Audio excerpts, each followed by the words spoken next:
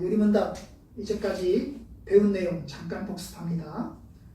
하나님의 창조와 다스림 배웠죠, 그죠? 하나님이 세상을 6일 동안 창조하시고 그리고 만물을 다스려 나가고 계신다. 그런데 그 다스림 속에 인간은 자유의지를 가지고 타락했죠, 그죠? 그래서 죄를 지어서 에덴 동산에서 쫓겨났습니다.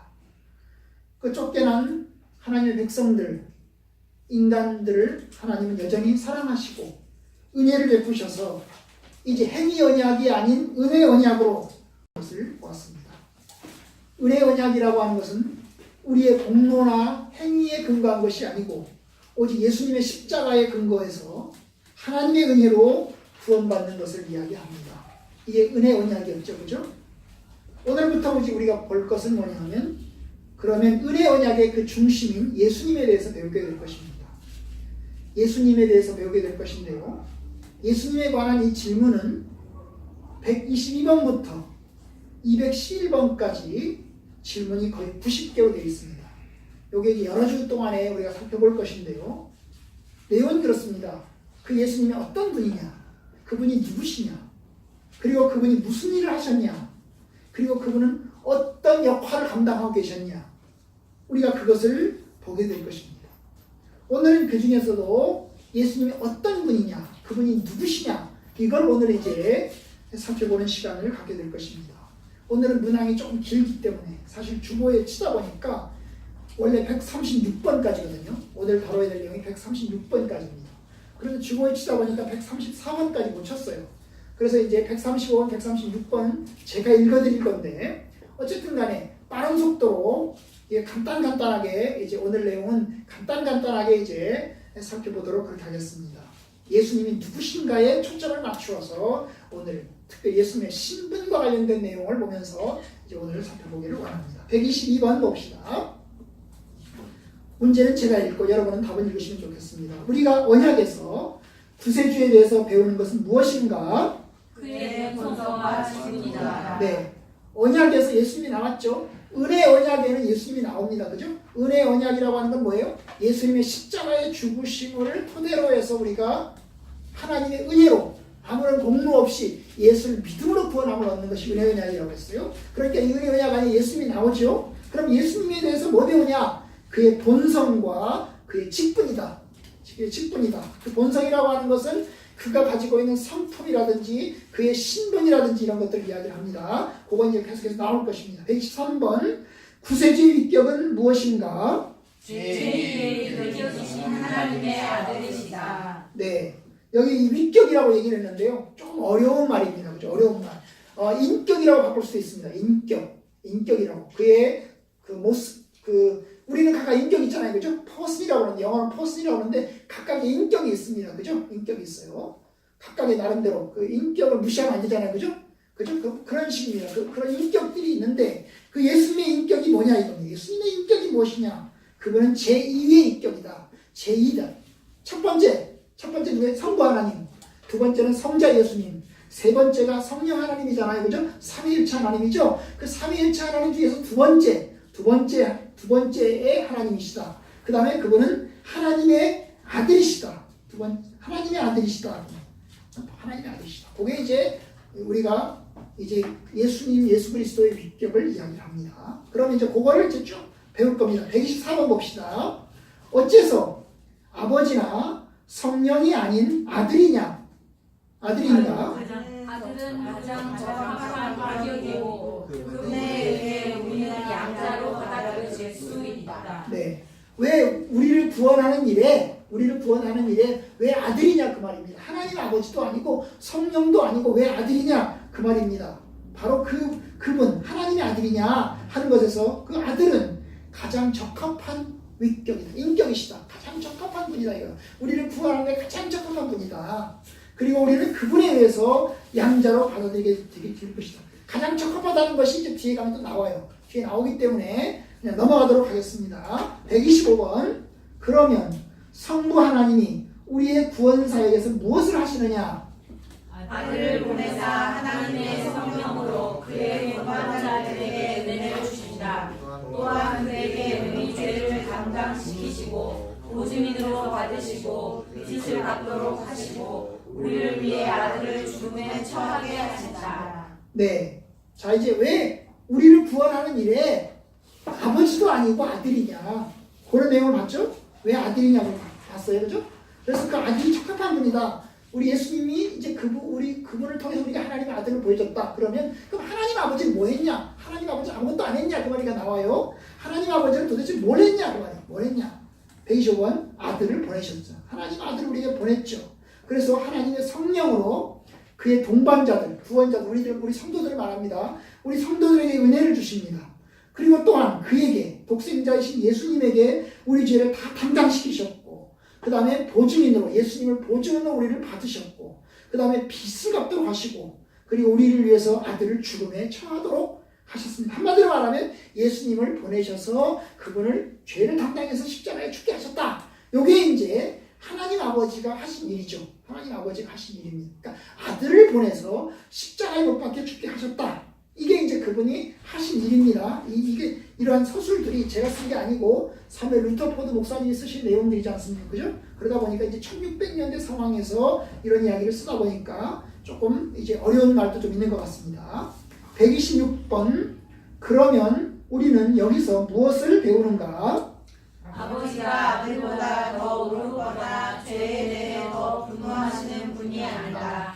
또 아들이 아버지보다 더 자비가 많거나 더 빨리 기뻐하시는 분이 아니다. 인간을 향해 삼위 하나님 모두 똑같은 긍휼을 가지시며 죄에 대해서 똑같이 의로우시다. 네, 예수님이 오셔서 우리를 위해서 죽으셨잖아요. 그죠? 그럼 하나님 아버지는 아들을 보냈어요. 그죠? 그러면 누가 더 사랑이 많으냐? 누가 더 의로우냐? 하는 것에 관한 이야기입니다. 그럼 여기 보면 뭐라고 했어요? 아버지가 아들보다 더 의롭거나 죄에 대해서 더 분노하는 분이 아니다. 결국 아버지나 아들이랑 똑같다는 이야기입니다. 아버지나 아들이나 똑같이 의로우시고 죄에 대해서 분노하신다고 말이고 그리고 아들이 아버지보다 더 자비가 많거나 더 빨리 기뻐하는 분이 아니시다. 이 말은 뭐냐면 아버지나 아들이나 똑같이 자비가 많으시고 아버지나 아들이나 똑같이 더 빨리 우리를 사랑하시고 우리를 기뻐하시고 받아들이시는 분이시다 그 말입니다. 그러니까 아버지나 아들이랑 똑같다는 이야기죠. 비교해 볼 때 아버지가 아들과 둘 사이에서 누가 더 사랑이 많고 누가 더 의로우냐 하는 것을 이야기하지 않는다는 거죠. 그 내용이 이제 뒤에 나오죠. 인간을 향해서 삼위 하나님 모두 똑같은 긍휼을 가지고 계시고 그리고 또한 삼위 하나님 모두 죄에 대해서 똑같이 의로우시다. 똑같이 의로우시다. 그것을 126번에서 보았습니다. 이제 127번 들어갑니다. 그리스도는 어떤 위격을 가지시는가? 참 하나님이시며 성부와 성령과 본질상 동등하시다. 참 사랑으로 죄를 제외하고는 모든 면에서 합하시다. 네, 예수님이 어떤 위격을 가지시느냐? 그럴 때 예수님은 참 하나님이시고 참 사람이다. 100% 하나님이시고 100% 사람이다. 이게 이제 중요합니다. 반신반인 50% 하나님이고 50% 사람인 게 아니고 100% 하나님이고 100% 사람이라는 거예요. 철저하게 완벽하게 하나님이시고 그리고 철저하게 완벽하게 참 사람이라는 거예요. 참 사람이라는 거예요. 이게 아주 중요합니다. 우리가 생각할 때는 예수님은 그러니까 반신, 절반은 신이고 절반은 인간이고 이게 아니고 완벽하게 100%가 완벽하게 하나님이고 100% 완벽하게 사람이다 하는 거예요. 그러면 어떤 면이 그러냐 하면 여기 보면 참 하나님이시다. 그는 성부와 성령과 본질상 동등하시다. 동등하시다는 말은 높다는 거예요. 똑같다는 거예요. 성부 하나님이 더 높고 성자가 좀 낮은 분이 아니라는 거예요. 똑같이 동등하시다는 거예요. 여호와 증인과 달라요. 여호와 증인은요. 여호와 증인은 삼위일체 하나님이 이게 뭐예요? 위계 질서가 있어요. 누가 제일 높아요? 여호와가 제일 높아요. 그 다음에 예수님은요. 그보다 좀 낮은 계급이에요. 그럼 성령님은요. 더 낮은 계급이에요. 더 낮은 계급이에요. 이게 서열이 있는 건데 우리는 성부와 성자와 성령은 똑같이 동등하시다는 거예요. 100% 예수님은 진짜 참 하나님의 아들이라는 거예요. 참 하나님이라는 거예요. 그리고 또한 참 사람이라는 거예요. 어떻게 해요? 그는 죄를 제외하고는 모든 면에 똑같다는 거예요. 우리가 똑같다는 거예요. 똑같다는 거예요. 죄를 제외하면 죄를 빼고는 다 똑같다는 거예요. 다 똑같다. 연약하고 아프고 배고프고 피곤하면 잠을 자야 되고 똑같다는 거예요. 똑같다는 거예요. 우리 인간이 가지고 있는 고통을 다 가지고 계신다는 겁니다. 바로 똑같다는 겁니다. 이것을 참 사람이요 참 하나님이신 예수님. 그러니까 그걸 이제 교리적인 말로 써서 죄송해요. 이성 1인격이라고 해요. 이성이라는 게 뭐냐면 하나님과 사람을 동시에 가지고 계신데 인격은 하나라는 거예요. 만약에 인격이 둘이면요 이게 정신병자입니다. 하나님이 여러분 밤에는 지킬박사와 하이드가 비슷하잖아요, 그죠? 낮에는 뭐예요? 지킬박사죠. 그러니까 의사 선생님이죠, 그죠? 그런데 밤에는 뭐예요? 밤에는 하이드죠. 아주 그냥 이 아주 무서운 이제 뭐예요? 뭐 도둑이나 혹은 강도로 변하는 거잖아요. 그런 식이에요. 근데 예수님은 그런 게 아니라 예수님은 밤에는 이렇고 낮에는 이렇고 이게 아니고 그분은 동시에 그분이 계신 그 동시에 그는 하나님이시면서 그분은 동시에 인간이라는 거예요. 우리가 똑같은 인간이라는 거예요. 바로 그 점을 이야기를 합니다. 그거에 대한 설명은 이제 또 나옵니다. 자, 128번 왜 우리의 구세주가 하나님이신가? 그분만이 어떤 피조물도 사람도 천사는 감당할 수 없는 하나님의 진도를 감당할 수 있는 능력을 가지시며 우리에게 의를 얻게 하시고 우리를 위해 죽음과 지옥을 이기신다. 네, 그 예수님이 왜 하나님이시냐? 왜 인간 100% 인간만 하나님 빼고 하나님 없는 인간만 가지면 안 되겠냐 하는 부분에서 하나님이셔야 되는 이유가 있어요. 그분만이 어떤 피조물도 사람도 천사도 감당할 수 없는 하나님의 진노를 감당할 수 있는 위격을 가지고 있고 우리에게 의를 얻게 하시고 우리를 위해서 죽음과 지옥을 이기실 수 있다는 거예요. 만약에 예수님이 하나님이 아니라면 그는 부활할 수 없어요. 그가 하나님이 아니라면 하나님의 진노를 그는 뭐예요? 감당할 수가 없어요. 왜냐? 모든 인간은 똑같잖아요. 모든 인간이 죄인이잖아요. 저와 여러분들 모두가 죄인이기 때문에 다른 사람을 위해서 대신 죽을 수가 없어요. 그런데 예수님은 하나님이시기 때문에 그는 죄가 없기 때문에 그는 우리를 대신하여 죽을 수가 있는 겁니다. 바로 그 점을 이제 128번에서 이야기를 했어요. 129번 그는 왜 사람이 되셨는가? 사람을 위해 죽기 위함이며 신성과 인성을 한 위격 안에 함께 속하기 위함이며 유 아래에 있는 우리를 인정하기 위함이라. 그가 왜 이제 사람이신가? 100% 사람이라고 그러는데 사실 원래는 사람이 아니었죠.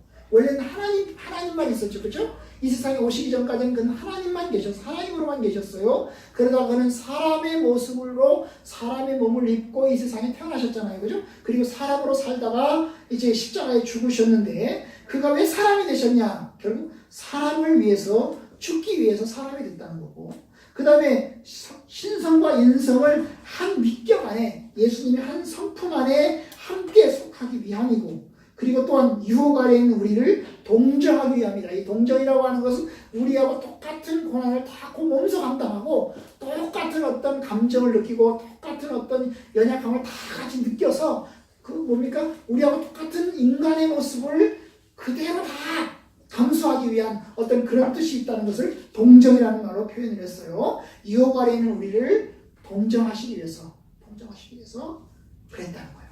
나도 너와 똑같다. 네가 당하는 고난 내가 다 당한다. 네가 당하는 슬픔 내가 다 당하고 있다. 그러니까 염려하지 마. 걱정하지 마. 이런 뜻에서 주님이 사람이 되셨다는 거예요. 사람이 되셨다는 것입니다. 130번 그가 한 위격 안에서 하나님이요 사람이심을 어떻게 증거하는가? 우리와 똑같이 태어난 아기가 전능하신 하나님으로 불렸기 때문이다. 네, 그가 어떻게 하나님이시면서 동시에 어떻게 사람이 될 수 있느냐 그 얘기예요. 어떻게 한 위격 안에서 예수님의 그 위격 안에서 동시에 하나님이고 동시에 사람이 될 수 있느냐 하는 거에 관한 이야기입니다. 우리와 똑같이 태어난 아기가 전능하신 하나님으로 불렸기 때문입니다. 자, 오늘 말씀 이사야서 9장을 봅시다. 이사야서 9장은 이제 예언이죠, 그죠? 예언입니다. 9장 6절은 예언이죠. 이제 메시아의 탄생에 관한, 예수님의 탄생에 관한 예언입니다. 그런데 여기 보면 이렇게 써 있죠. 이는 한 아기가 우리에게 낳고 한 아들을 우리에게 주신 바 되었는데, 그 어린아기가 태어났는데 그 어린아기가 누구냐? 그의 어깨에는 정사를 메고, 이 정사라고 하는 것은 정치를 말합니다. 정치, 세상을 다스려 나갈 수 있는 그런 정치를 어깨에 맸다는 거예요. 이 세상을 다스리는 정치죠. 한 국가를 다스리는 정치가 아니라 온 세상, 온 인류를 다스리는 정치를 어깨에 메었고, 구원의 정치죠. 구원의 정치. 그의 이름은 기묘자라. 기묘자라는 말은 놀랍다는 거, 놀랍다. 모사라. 모사라는 말은 이 세상을 다 상담하고 다 꿰뚫어 보시는 그런 통치자라고 하는 것을 뜻하는 게 모사라. 전능하신 하나님이라, 영존하시는 아버지라, 평강의 왕이라 할 것이라. 그 아기를 그 어린애기를 일컬어서 전능하신 하나님이라, 그리고 영존하시는 아버지라, 예수님은 아버지라고 또 이야기하잖아요, 그죠? 영존하시는, 영원히 존재하시는 아버지라, 평강의 왕이라 그렇게 불릴 것이다. 결국 그분은 태어나자마자 어린 아기인데 그는 하나님으로 불리는 거예요. 어린 아기로 태어났는데 어린 아기로 태어난 그 어린 아기를 하나님으로 부르고 있는 것을 보게 됩니다. 그러니까 예수님 안에, 인간으로 태어난 그 어린 아기이신 예수님 안에 그는 하나님의 속성을 동시에 가지고 있는 것입니다. 그것을 이제 129번, 130번에서 이야기를 하고 있는 거죠. 그럼 131번 봅시다. 그가 육신으로 오신 주요 내용은 무엇인가? 잉태되심과 탄생하심이다. 네, 잉태되심과 탄생하심이다. 육신으로 오신 그것에 대한 이야기를 하고 있는데, 잉태되심 그리고 탄생하심이라는 거죠. 육신으로 오신 것을 말하는 것입니다. 132번. 그는 어떻게 잉태되셨나? 사람의 도움 없이 성령이 처녀 마리아를 덮으셨고, 마리아의 후손을 성결하게 하고 죄의 오염으로부터 정화시키고 마침내 주의 몸을 형성시키셨다. 네, 그 예수님이 어떻게 태어났냐? 어떻게 잉태되셨냐? 사람의 도움이 없이 성령께서 처녀 마리아, 동정녀 마리아를 완전히 덮으시고, 그리고 마리아의 후손, 그 예수님이죠. 예수님을 성결하게 하고 죄의 오염으로부터 정화시키고 깨끗하게 하고. 왜냐하면 마리아가 임신할 때, 마리아는 죄인이잖아요, 그죠? 마리아는 죄인입니다. 죄 없는 마리아가 아니잖아요, 그죠? 마리아는 죄인인데, 죄인인 그 마리아에서 태어난 예수님이 어떻게 죄가 없을 수 있느냐? 여러분, 죄를 물려받은 사람에서 물려받을 수밖에 없는데, 마리아는 죄가 있는데 예수님은 죄가 없단 말이죠. 그러니까 어떻게 그게 가능하냐? 결국 이제 죄의 오염으로부터 하나님께서 그를 정화시키시고, 그리고 또 어떻게 해요? 마침내 주의 몸을 형성시키셨다. 주의 몸을 임신해서 거기서 이제 뱃속에서 아기가 자라서 점점 자라서 사람으로 완전히 형성을 시키시는 겁니다. 자, 133번. 그는 어떻게 탄생하셨는가? 때가 가자 하나님의 아들이 인격적인 연합 속에서 인간의 본성을 가지사 태어나셨다. 네, 결국 이제 예수님이 임신되셨고, 마리아에게서 임신이 되셨고, 결국 이제 어떻게 되셨어요? 태어나면서 하나님이신 성품과 사람이신 성품을 동시에 가진 어린아기로 이제 태어나셨죠. 그러니까 사람의 모습과 하나님의 모습을 가진 그 사람으로서 태어나셨습니다. 여러분, 천주교하고 개신교하고 다른 점이 여기 있어요. 천주교는 마리아는 죄가 없다고 말합니다. 사람 중에서, 그러니까 죄 없는 사람이 한 사람 있는 거예요. 예수님은 하나님의 아들이고 하나님의 아들이시니까 죄가 없지만, 천주교에서는 마리아는 죄가 없다. 심지어 마리아는요 죽을 때까지 처녀였다고 얘기합니다. 마리아는 죽을 때까지 요셉과 결혼도 안 했다는 거예요. 결혼도 안 했다는 거예요. 마리아는 죽을 때까지 처녀였다. 마리아는 죄가 없다는 거예요. 죄가 없는 마리아에게서 태어났으니 예수도 죄가 없다 이렇게 얘기합니다. 그러면 마리아의 아버지는 마리아 아버지 어머니는 죄가 없을까요? 죄가 있겠죠. 죄가 있는 마리아 엄마 아빠에게서 어떻게 죄 없는 마리아가 태어나겠습니까? 똑같이 죄를 모습으로 태어나겠죠, 그죠? 그렇기 때문에 우리 개신교회에서는 마리아는 우리하고 똑같은 죄인이다. 똑같은 죄인이다. 다만 예수를 임신할 때 그리고 예수를 낳을 때까지 죄의 오염으로부터 그를 보호하셨다. 그리고 마리아를 낳고 난 다음에 예수를 낳고 난 다음에 마리아는 요셉과 결혼 생활하고 우리하고 똑같은 결혼 생활하고 그리고 애들도 낳고 그죠? 요셉과 마리아 사이에 애들도 낳고 우리하고 똑같은 사람으로 살다가 죽었다. 그렇기 때문에 우리는 마리아에게 기도하지 않잖아요, 그죠? 마리아에게 기도하지 않아요. 우리가 똑같은 인간이니까. 그런데 이 천주교에서는 마리아는 죄가 없다는 거예요. 죄가 없기 때문에 마리아는 신이라는 거예요, 신. 하나님도 신이지만 마리아도 신이라는 거예요. 이게 이제 우리하고 다른 점입니다. 다른 점이에요. 우리하고 똑같은 모습으로 이제 태어나신 예수님. 또 한번 생각해 봅시다, 여러분. 여기서 이제 잠깐 생각할게요. 저는 이제 그 낙태에 관한 이제 이런 내용들을 이제 본 적이 있는데요. 여러분, 사람의 몸이 임신하고 나서 몇 주 정도 되면 이제 이게 발이 생기고 이렇게 형체를 갖습니까? 형체를 갖아요? 8주 정도 되면.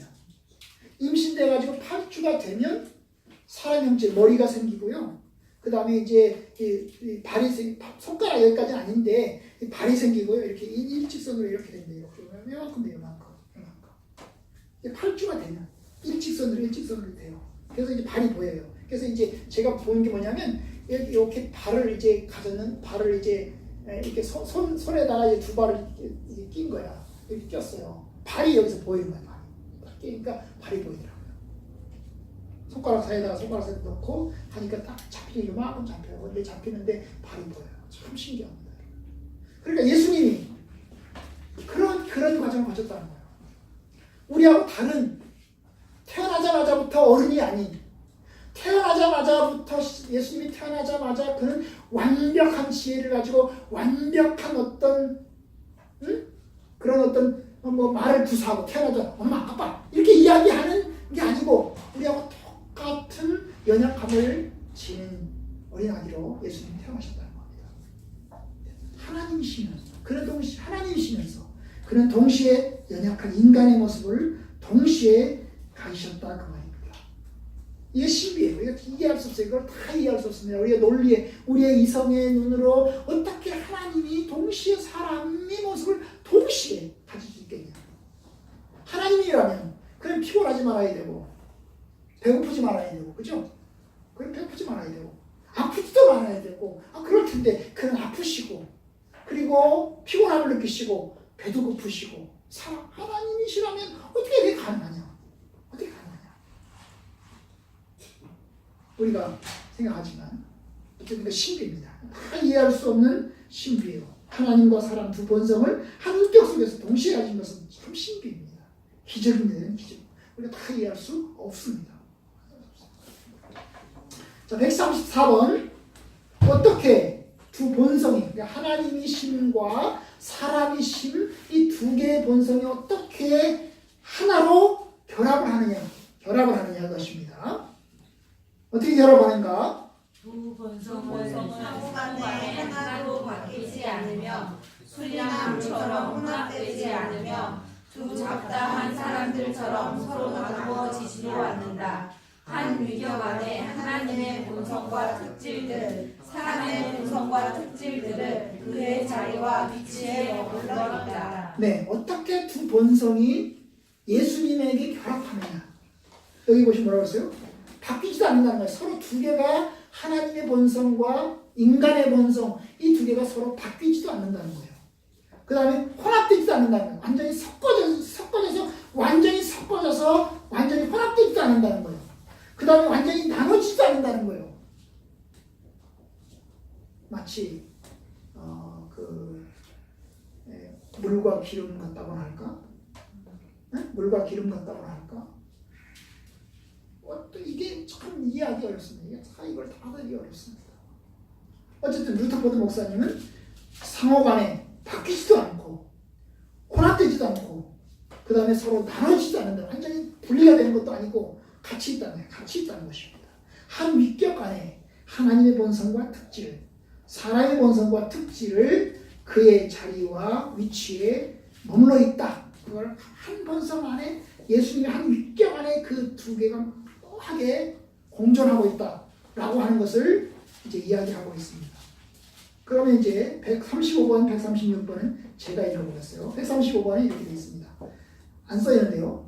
이 연합에 수반되는 것이 무엇입니까? 연합에 수반되는 게 뭐예요? 신성과 인성을 예수님이 하나로 가지셨는데 그 연합에 수반되는 게 뭐냐?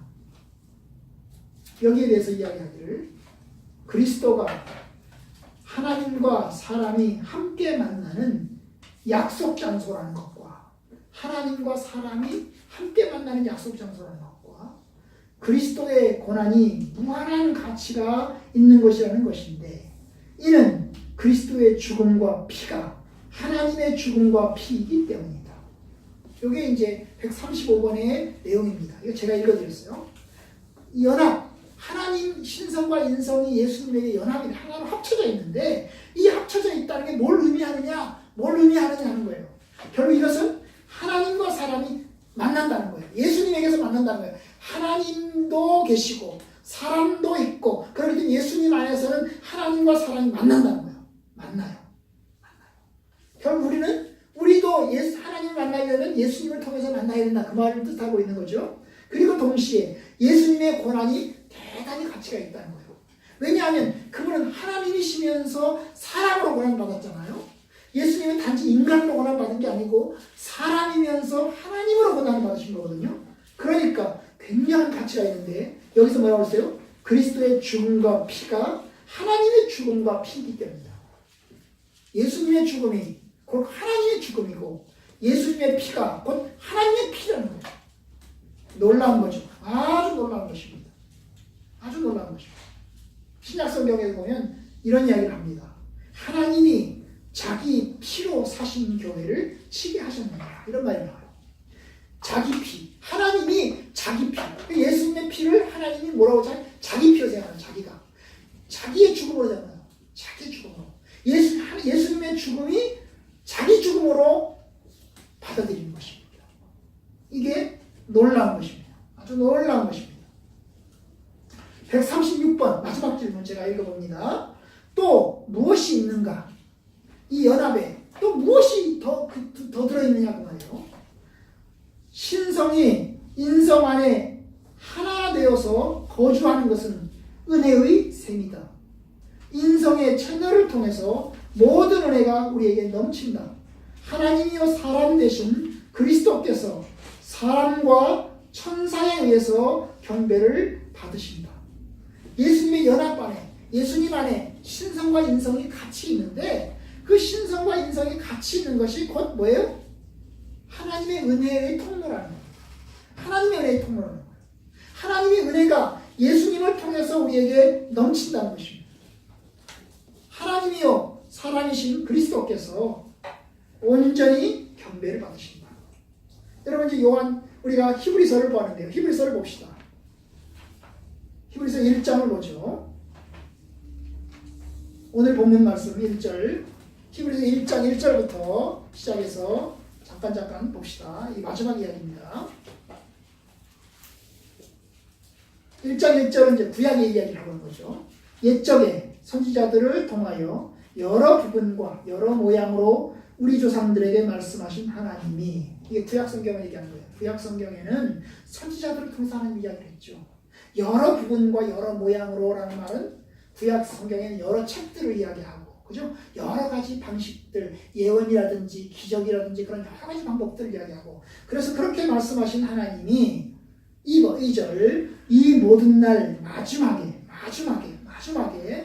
누구를 통해서? 아들을 통해서 우리에게 말씀하셨다.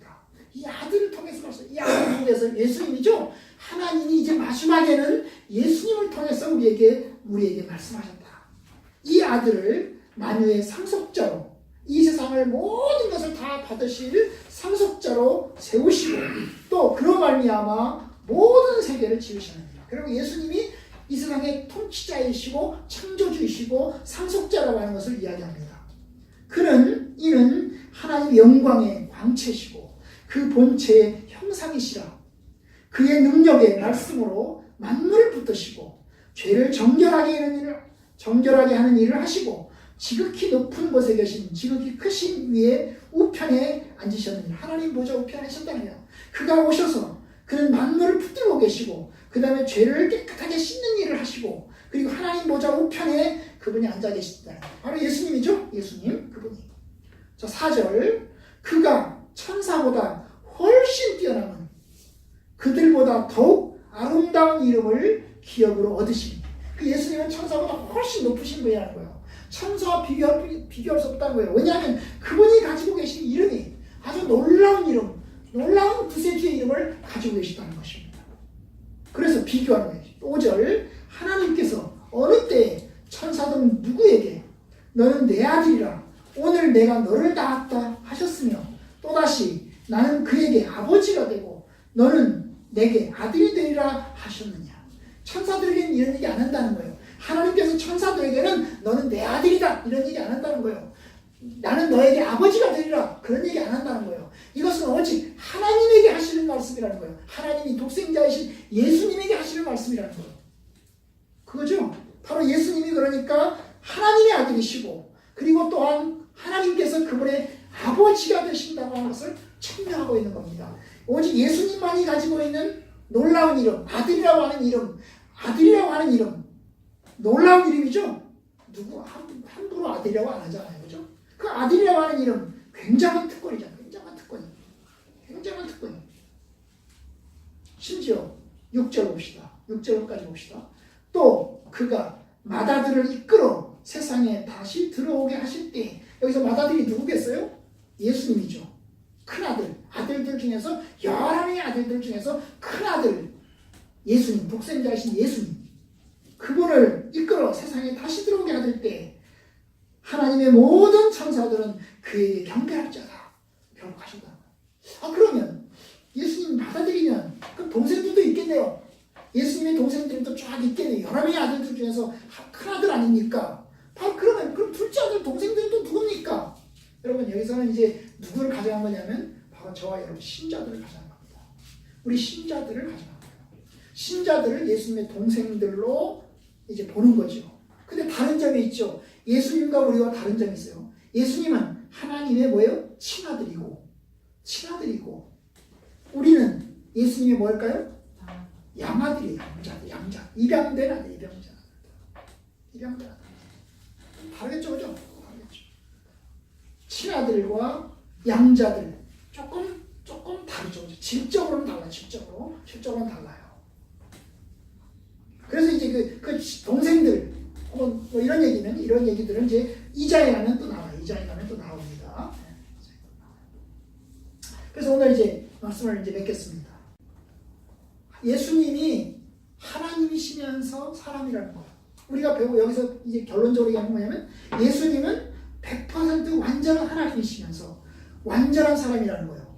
그가 하나님이신 이유는 우리의 죄를 정결하는 일을 하기 위해서는 그가 하나님이시면 가능하고 왜냐하면 인간이면 우리는 다른 사람을 구원하는 일을 못하니까 그가 사람이신 이유는 우리가 똑같은 고난을 몸소 다 받으시면서 뭐예요? 우리를 구원해내는 일을 감당하실 수 있다는 거예요. 이게 예수님이 신성과 인성을 가지신 것입니다. 이게 굉장히 놀랍습니다. 이게 굉장한 신비입니다. 사실 예수님하고 하나님하고 예수님 안에 신성과 인성이 어떻게 섞여져 있느냐 이것 가지고 이단들이 있었습니다. 예수님은 하나님이 아니다. 예수님은 사람이다. 다만 사람의 모습을 조금 입었을 뿐이다. 이렇게 생각하는 사람들이 있어요. 이상한 게 있어요. 예수님은 하나님의 아들이 아니다. 예수님은 그냥 인간이다. 우리에게 도덕적으로 좀 더 완벽한 인간이다. 그런데 그가 완벽함을 통해서 하나님의 아들로 인정이 되셨다. 이렇게 이야기하는 사람들이 있습니다. 이게 이단이죠. 또 거기다가 어떤 사람들 말합니다. 어떻게 하나님이 인간이 되냐? 하나님이 인간이 될 수가 없다. 그냥 단지 잠깐 환상으로 잠깐 나타났다가 그냥 간 거다. 진짜로 사람으로 이 세상에 온 게 아니고 진짜 사람의 모습을 입고 이 땅에 인간으로 태어나서 살아서 죽은 게 아니고 그냥 잠깐 환상으로 나타났다가 다시 돌아간 것뿐이다 라고 말하는 사람들도 있습니다. 이게 이단입니다. 지금부터 1500년 전에 1500년 전에 1600년 정도 전에 AD 330년부터 시작해서 383년 423년 그 호간까지 거의 100년 동안의 교회사의 역사에서 예수님이 도대체 어떤 분이냐, 예수가 사람이었냐 하나님이었냐, 어떻게 예수님에게 완벽하게 동시에 이 둘을 다 입으실 수 있느냐, 이거 가지고 굉장히 논란이 심했고 결국 여기서 이제 예수님은 완벽하게 100% 사람이시고 100% 하나님이시다 라고 하는 것을 교회사가 이제 정리를 해줬죠. 그 정리를 해줬습니다. 이건 우리가 다 이해할 수 없어요. 저와 여러분들이 다 그대로 이해할 수 없어요. 신비입니다. 받아들일 뿐이에요. 어떻게 예수님 안에 어떻게 하나님도 계시고 인간도 있느냐, 어떻게 가능하냐, 다 받아들일 수 없습니다. 다만 우리에게 기쁨이 되고 놀라움이 되는 건 뭐냐 하면 우리가 예수님을 통해서 구원함을 얻고 하나님의 백성이 되고 그 다음에 하나님의 자녀가 된다는 겁니다. 이게 큰 축복입니다. 하나님이 예수님 안에서 인성을 입으신 것이 기적이고 그런데 그분이 우리를 위해서 죽으심으로 우리의 구원의 길을 여신 것이 축복입니다. 굉장한 축복입니다. 그러니 우리는 주님을 찬양하고 주님을 믿고 주님께 감사할 수밖에 없습니다.